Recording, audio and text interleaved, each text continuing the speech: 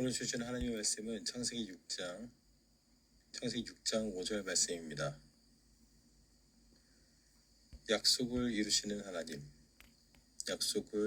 하나님이란 말씀으로 증거하도록 하겠습니다. 6장 5절 말씀을 보면 읽겠습니다. 여호와께서 사람의 죄악이 세상에 가득함과 그의 마음으로 생각하는 모든 계획이 항상 악할 뿐임을 보시고, 이 본문이 시작되는 글인데 시작하는 글과 끝나는 글이 똑같습니다. 그래서 노아의 방주의 시작과 노아의 방주 사건의 끝이 잘 진술되어 있습니다.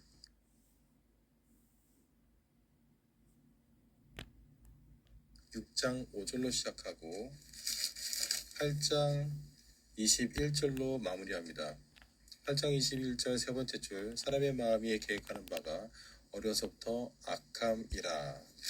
그래서 6장 5절 말씀과 8장 21절 말씀이 똑같다는 것은 시작과 끝을 알리는 것이고 수미상관법입니다. 구약은 마침표나 시작과 끝을 알리는 기호가 없기 때문에 첫 문장과 끝 문장을 똑같게 하여 한 문단이라는 걸 알리는 기술 방법입니다. 이걸 바로 수미상관, 머리수, 꼬리미, 서로상, 볼관자라고 합니다. 앞과 뒤가 서로 쳐다보고 있다는 뜻이죠. 그래서 문단을 표현하고 있습니다. 그래서 노아의 방주 사건의 이유는 무엇이다? 맞습니다. 흙 더하기 생기가 생령이라고 해서 영적 이인 존재가 되어야 되는데 6장 2절, 하나님의 아들들이 사람의 딸들과 아름답다고 결혼하여 그들이 6장 3절 말씀입니다. 그들이 무엇이 되었다? 육신이 됨이라. 6장 3절에 육신이 되었습니다. 생령이 아닌 육신이 되었습니다. 그 결과 악함이 관영하였고 노아의 방주 사건이 시작하고 끝나는 것을 알리는 것이 6장 5절과 8장 22절, 내가 이들을 심판한 것은 사람의 마음에 계획하는 바가 어려서부터 악함이라 라고 되어 있는 겁니다. 오늘 주목할 만한 것은 의외로 6장에서 8장까지 노아의 방주 사건이 끝나는 걸 통해서 발견되는 건 오히려 9장입니다. 6장에서 8장으로 우리가 노아의 방주 사건이 끝난다라는 수미상관법을 발견하면서 우리는 9장이 분리된 별도의 사건, 그리고 다른 의도, 다른 주제가 있다는 것을 발견하게 되었습니다. 9장 말씀입니다. 9장 18절 말씀 볼게요. 9장 18절부터 25절까지 말씀을 보면, 여러분, 노아의 세 아들은 셈, 함, 야벳이죠. 근데 셈, 함, 야벳이라고 표현되는 게 아니라 특별히 그 함이 포도주에 취한 아버지의 하체를 가리지 않고 우리 형들에게 알려서 조롱하죠. 그러자 첫째와 셋째는 뒤로 물러나서 걸어가서 아버지의 하체를 가려주고 뒤로 물러나서 조심스럽게 나옵니다. 노아는 둘째 아들 함을 저주합니다. 그런데 내용이 이상합니다. 함을 저주하는 게 아니라 이렇습니다. 18절, 함이 아니죠. 함은 가나안의 아버지라고 소개합니다. 그리고 22절입니다. 함이 아니죠. 가나안의 아버지 함이라고 말합니다. 25절입니다. 함이 저주를 받는 게 아니죠. 가나안은 저주를 받아 그 형제의 종들의 종이 되길 원하노라. 그래서 이 본문에서 아버지의 하체 사건에서 저주받는 건 함으로 보일지 모르겠지만 글을 제대로 읽는 사람은 가나안을 지칭하고 있다는 것을 알 수 있습니다. 자, 이 본문의 비밀은 이렇습니다. 왜 가나안일까요? 지금 이걸 누가 쓰고 있죠? 모세가 쓰고 있습니다. 모세는 당면한 사명이 무엇이죠? 맞습니다. 가나안을 물리치는 것입니다. 그런 백성들이 묻습니다. 가나안이 무슨 죄를 졌길래, 가나안은 언제 쫓겨나는 것을 하나님께서 선포하셨거나 선택하셨느냐는 질문을 많이 듣게 되겠죠. 바로 창세기 9장 노아의 사건 때부터 하나님께서 가나안 쫓아내는 것을 결정하셨다는 것을 모세는 기술하고 있는 부분입니다. 그래서 함이 저주를 받는 게 아니라 가나안의 아버지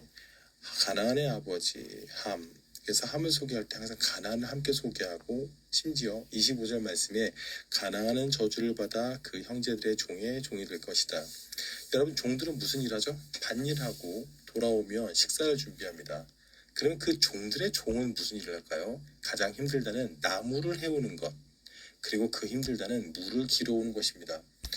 중동 사막에서 광야에서 물을 길어오려면 50m 아래까지 지하로 내려가서 그것을 무겁게 짊어지고 20kg 말통을 좌우로 즉 40kg를 메고 올라와야 됩니다. 근데 음식도 해야 되고 씻을 물도 하면 이게 하루에 10번, 15번, 많게는 20번까지 내려갔다 올라와야 되니 종들을 섬기는 종이라고 할 수 있겠습니다. 그러면 우리는 이게 막연하게 표현된다고 생각하죠. 성경은 막연하게 표현하고 언젠가 이루어지겠지라고 생각하는 우리의 자세가 다릅니다. 성경은 예언하면 반드시 일어납니다. 여호수아 9장 말씀 보겠습니다. 여호수아 9장에 가면은 여호수아가 가나안 땅을 정복하는 중이었어요. 무슨 땅요? 맞습니다. 함의 아들 가나안 땅을 정복하는 중입니다. 가나안 땅이 여리고성을 점령하고 아이성을 함락했다는 소식을 듣자 바로 옆에 있던 마을에서 멀리서 온 것처럼 거짓말을 합니다. 어떻게요? 기운 옷, 헤어진 옷처럼 연출을 하고 마른 떡, 아주 오랫동안 마르고 곰팡이 핀 것처럼 먼 나라에서 온 것처럼 연출을 하고 가죽부대가 너덜너덜해져가지고 멀리서 온 것처럼 연기를 하면서 여호수아를 만나지 이렇게 말합니다. 우리는 아주 먼 데서 왔는데 이 전쟁과 상관없으니 우리 전쟁하고 싶지 않다. 평화의 조약을 맺자. 그러자 여호수아가 놀랍게도 9장 14절 여호와께 묻지 아니하고 여호수아는 완벽한 사람이 아닙니다. 여러분 영웅도 아니고요. 실수투성이지만 여러분이 잘 읽지 않는 본문 바로 여호수아 9장 14절 여호와께 묻지 않는 일이 있었다는 것입니다. 그래서 묻지 아니하고 어떻게 한다? 15절에 조약을 맺고 그들에게 침략하지 않겠다고 맹세까지 해버립니다. 그 16절에 사흘이 지나서야 만나봤더니 얘네들이 바로 가나안 민족이었어요. 그래서 18절에 회중이 다 족장들을 원망합니다. 왜 가나안 사람들과 맹세하고 계약을 맺어서 우리가 전쟁할 수 없게 하냐. 자, 21절 말씀 두 번째 줄. 온 회중을 위하여 그 가나안 사람들은 나무를 패며 물깃는 자가 되었다. 창세기 9장에 말했던 것처럼 종들을 섬기는 종이 되었습니다. 23절 나무를 패며 물깃는 자가 되리라. 바로 이 예언이 이루어집니다. 27절 나무를 패며 물깃는 자가 되었다. 그래서 21절, 23절, 27절에 나무를 패며 물깃는 자가 말이 3번이나 나옵니다. 함의 아들 가나안에 대한 예언은 창세기 9장에 이미 예언된 바였습니다. 자, 어떻습니까? 창세기 6장에 생령이어야 되는 존재들이 육신이 되어 살아가고 욕망대로 살아가니 악할 뿐이다 하여 노아로 방주로 심판하고, 그리고 이 심판이 끝난 뒤에 별도로 가나안이 저주를 받아야 되는 일을 별도로 9장에 기술하고 그 예언이 여호수아 9장에 일어났다는 것까지 보면서 우리는 하나님의 언약이 막연하게 언젠가 이루어지겠지가 아니라 반드시 이루어지는 것이구나, 반드시 이루시고 마는구나를 확인할 수 있었습니다. 하나님의 말씀을 경청하고 하나님 말씀을 들을 때 적당히 해석하고 적당히 받아들인 것이 아니라 분명히 받아들이고 확실하게 붙잡는 하나님의 백성이 되었으면 좋겠습니다. 기도하시겠습니다. 전능하신 하나님 아버지, 생명의 존재로 살아가야 되는 그리스도인들이 이 땅에서 육신으로 살아가는 덕분에 세상은 더 악하게 가속화되고 세상은 더 무너지기 쉬우며 심판받는 대상이 되고 종들의 종이 되는 그런 세상을 우리가 만들어가고 있습니다. 부디 하나님께 순종하여 하나님께서 기뻐하시고 하나님께서 믿고 시키실 수 있는 충실한 종, 충성된 종이 될 수 있도록 이 시대의 마지막 시대에 쓰임받게 하여 주시옵소서.